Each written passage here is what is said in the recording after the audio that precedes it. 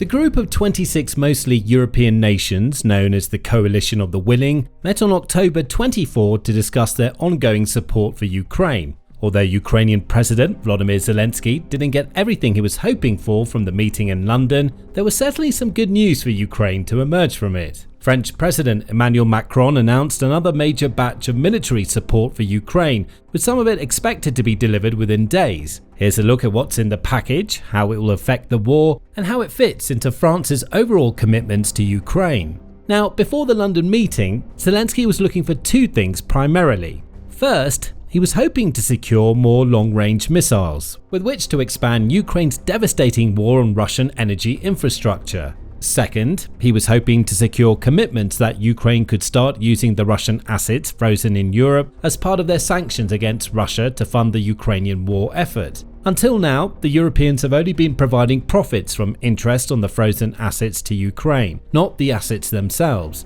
He didn't get firm commitments towards either. Long-range missiles like the much-discussed Tomahawks and the use of Russian assets are still being debated. However, Macron's announcement likely softened the disappointment substantially. The package announced by Macron consists of 3 parts, all of which directly address one of the weakest links in Ukraine's defences: air defences. For months, Ukraine has been seeking to beef up its depleted air defences against the nightly Russian drone and missile strikes on Ukraine, which have left practically the whole nation facing emergency power cuts or even total blackouts. The first part of the package is additional Aster 15 and Aster 30 interceptor missiles. These are the missiles that arm the Franco-Italian SAMP/T Mamba battery, the only European-built land-based air defense system designed to counter both aerodynamic threats and certain ballistic missiles. Ukraine is known to operate at least one SAMP/T battery that was jointly delivered by France and Italy in 2023. Italy had signalled in 2024 that it would send a second unit to bolster coverage, but it's unclear if that's been delivered yet. Alongside the US-made MIM-104 Patriot and the German Iris-T air defense systems that it's been provided with, the SAMP/T, which is short for Solaire Moyen Portée Terrestre, is among the most advanced systems currently available to the Ukrainian armed forces.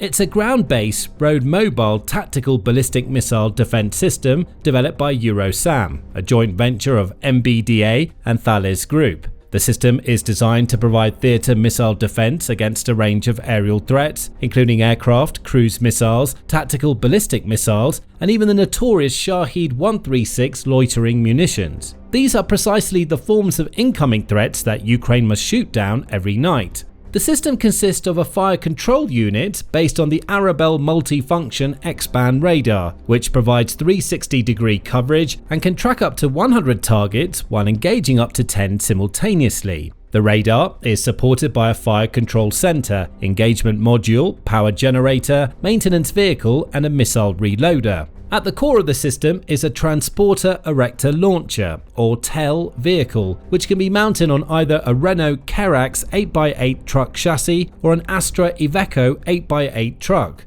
Each TEL carries 8 ready-to-fire Aster 30 missiles in vertical launch containers. What that offers is some serious firepower, especially since SAMP/Ts can be grouped into a battery capable of carrying up to 48 missiles across 6 launches. Each TEL can fire all 8 missiles in less than 10 seconds, with a back-to-back launch capability. Moreover, the system is highly mobile and can be rapidly deployed and withdrawn, requiring only 14 personnel to operate a full battery. The extra Aster 30 missiles pledged by Macron will assist Ukraine greatly in making the most of its SAMP/T system and possibly pave the way for the introduction of that second Italian system. There unfortunately aren't too many of them to go around. France operates at least 7 batteries, Italy operates at least 3, Singapore acquired 2 systems, and that's about it.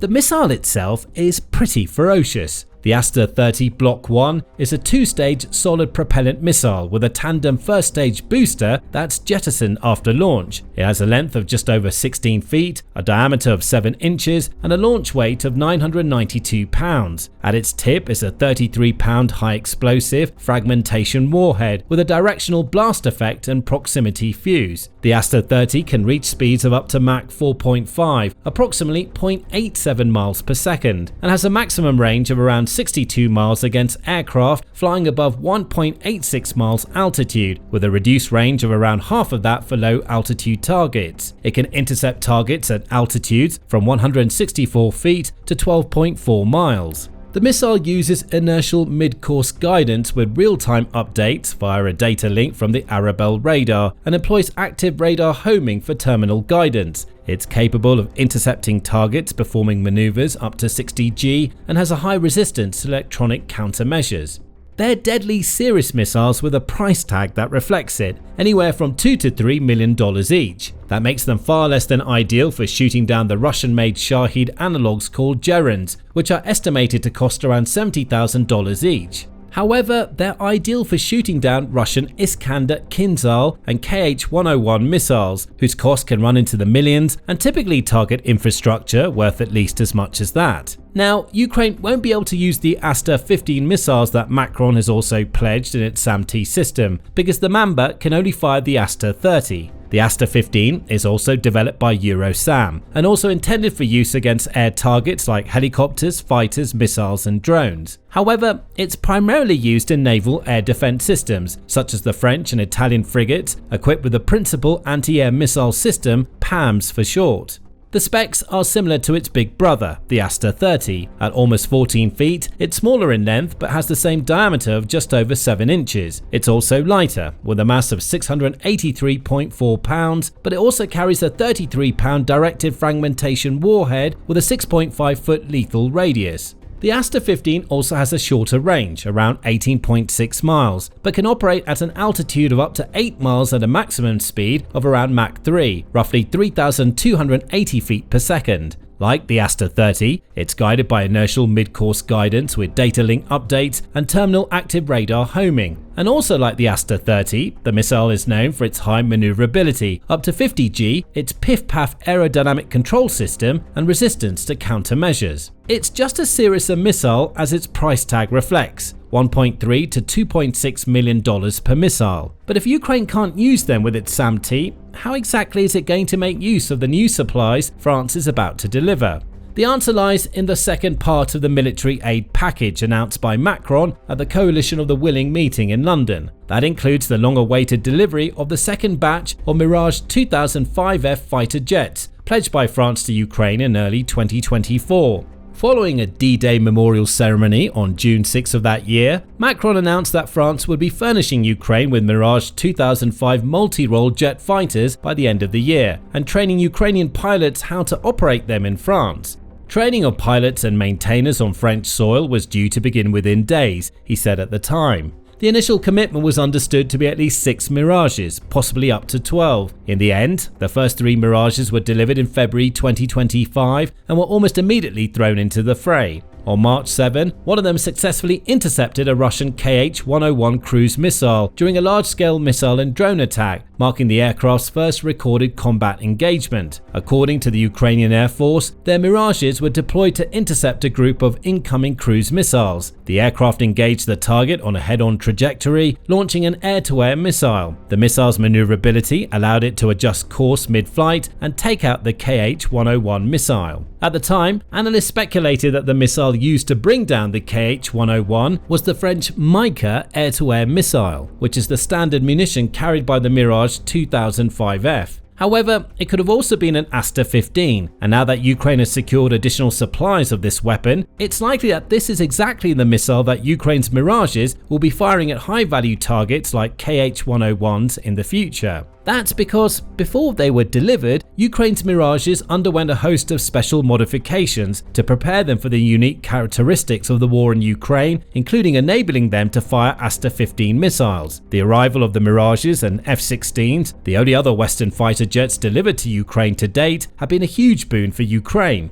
True, both planes are 4th-generation fighter jets and lack many of the features that 5th-generation fighters like the F-35 Lightning II and the Dassault Rafale, to which France is upgrading its fleet of Mirages. But compared to the Soviet-era aircraft like the MiG-29 and Su-27 that form the backbone of what's left of Ukraine's Air Force, the Mirage 2005F extends Ukraine's capability significantly. It can reach speeds of up to 1,454 miles per hour and carry almost 14,000 pounds of payload, including AASM Hammer guided bombs, the aforementioned Mica air-to-air missiles, and of course Aster 15s. Ukraine's Mirages have also reportedly been modified to carry Anglo-Franco Storm Shadow and Scalp cruise missiles, which have a range of around 155 miles, travel at 600 miles per hour, and pack a 992-pound high-explosive warhead. These modern Western air-to-air missiles feature advanced radar and infrared guidance systems, which give the Mirage 2005F a distinct edge in beyond visual range combat, a capability that the MiG-29 and the Su-27 are less equipped to handle.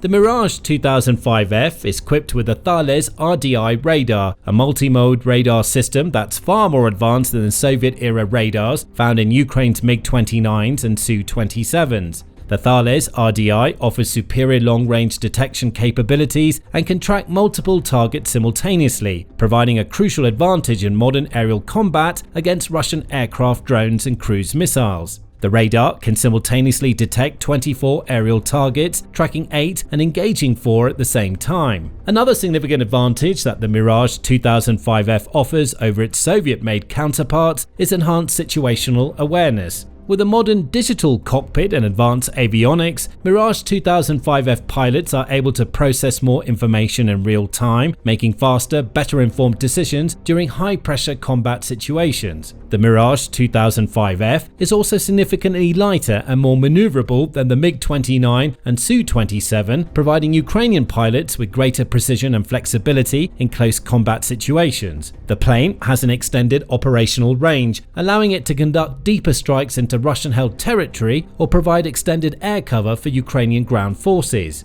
That makes it more effective in a larger variety of operational contexts than the MiG-29 and Su-27, which have more limited ranges. The only real drawback with the Mirage 2005Fs supplied to Ukraine is that they're not really suitable for modern aerial combat. Their detection systems work at a relatively short distance of about 30 to 50 miles, making engaging in combat against Russia's 5th-generation Sukhoi Su-57 impractical. The latest version, the Su-57M1, launched in May, reportedly has a detection range of up to 250 miles for air targets and the ability to track 60 targets simultaneously while engaging 8. It's also reported to have a maximum speed of Mach 2 and a range of 932 miles at subsonic speeds. Although some Western experts have cast doubts on its effectiveness, with so few Mirages currently at its disposal, it's just not worth Ukraine risking them in combat against what are, on paper at least, superior aircraft. Already, one of the first 3 delivered has crashed due to a mechanical failure, with the plane apparently written off, but the pilot at least managed to eject and land safely.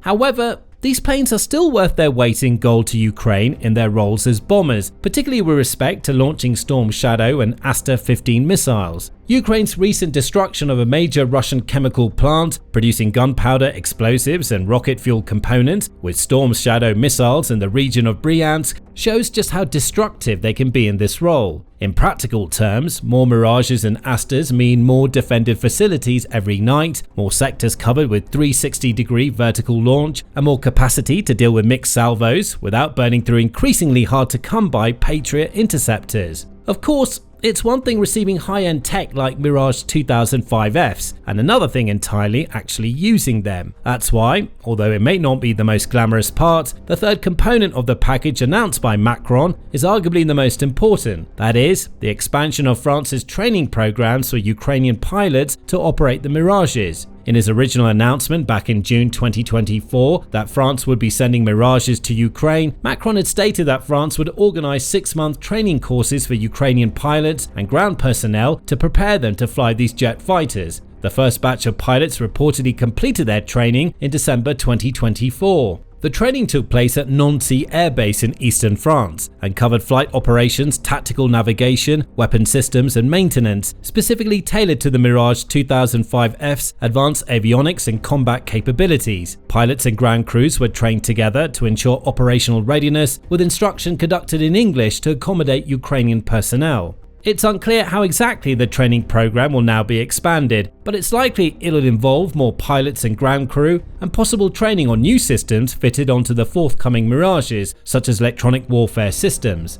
No doubt, further details will emerge over time, and more updates will follow as they do. The new weapons and expanded training add to what's already been massive support provided by France to Ukraine. This ongoing French support is particularly noteworthy given the political and economic chaos steadily enveloping France. Earlier in October, France's fifth government in 3 years collapsed less than a day after being appointed. It was the third French government to fail within the past 12 months. This prompted leading credit agency Moody's to revise France's credit outlook to negative from stable, citing increased risk from political fragmentation that could hamper the government's ability to address key policy challenges such as high fiscal deficit and rising debt burden. Moody's announcement came on the same day as Macron's announcement about expanding military support for Ukraine, underscoring France's stubborn commitment to Ukraine despite mounting pressure at home. It wasn't always like that. In the earlier part of the war, towards the end of 2022, France had been criticized in some quarters for lagging behind some of its NATO counterparts. A report by the Kyiv Institute for the World Economy in August 2022 placed France's then military aid contributions of $230 million in 11th place, well behind the US, Britain and Poland. Even Germany, historically wary of military entanglements following World War II, had committed more than 4 times as much as France. Since then, however, to say that France has stepped up to the plate isn't doing the nation justice. As of September 2025, France has spent $10 billion in total on aid to Ukraine, including $6.86 billion for weapons transfers, maintenance and training. France has also provided $3.14 billion in financial support, including France's $2.67 billion contribution to the European Peace Facility, the EU fund that reimburses member states for arms deliveries. By the end of 2023, France had handed over 30 Caesar self-propelled artillery systems, 6 decommissioned TRF-1 howitzers, 4 multiple launch rocket systems, and 10 120mm mortars to the Ukrainian armed forces. The howitzers were also supplied with 30,000 rounds of ammunition, and the anti-tank systems included 1,002 84 grenade launchers and 3 Milan anti-tank guided missile systems. France had also delivered 38 AMX-10 RC light wheeled tanks with 9,000 rounds of ammunition for the main gun and 250 armoured vehicles, as well as 120 off-road vehicles and 6 trucks by the end of 2023. In addition, Ukraine received 160 reconnaissance drones and 10 drone detection devices of unknown make, plus 30 Zodiac's Futura inflatable boats. France had also supplied a mountain of small arms, including 55 7.62mm machine guns, 560 12.7mm machine guns, 1,000 FAMAS rifles, and 20 sniper rifles. These were accompanied by 1.7 million rounds of 12.7mm ammunition, 1.1 million rounds of light small arms ammunition, including 9mm and 5.56mm calibers, 10,500 grenades, and 3,600 anti-tank mines. Also supplied have been sundries like petrol, protective equipment like bulletproof vests and helmets, first aid kits, and communications and navigation equipment. France has also trained around 10,000 Ukrainian soldiers in France and Poland, including a program to train an entire brigade on French equipment. This is precisely the kind of support one would expect from a nation with whom Ukraine has a bilateral security agreement. While it stops well short of a mutual defense pact along the lines of NATO's Article 5, the agreement signed on February 16, 2024 outlines France's long-term security commitments to Ukraine, including military, political, financial, and humanitarian cooperation. That includes assistance for the protection and restoration of Ukraine's territorial integrity, deterrence against future Russian aggression, and support for Ukraine's integration into European and Euro-Atlantic institutions, including EU accession and NATO interoperability. The agreement envisages cooperation extending to strategic communication, cybersecurity, protection of critical infrastructure including air defense, intelligence and counterintelligence, and defense industry collaboration to enhance standardization and interoperability. This latest announcement looks like further proof that France can be relied upon to out its money and firepower where its mouth is. Now, learn more about how Ukraine is working to win back every inch of its land from Russia's invaders in our recent video. And make sure to subscribe to the channel and enable notifications so you don't miss out on the latest military news from Ukraine, Europe and beyond. Thanks for watching.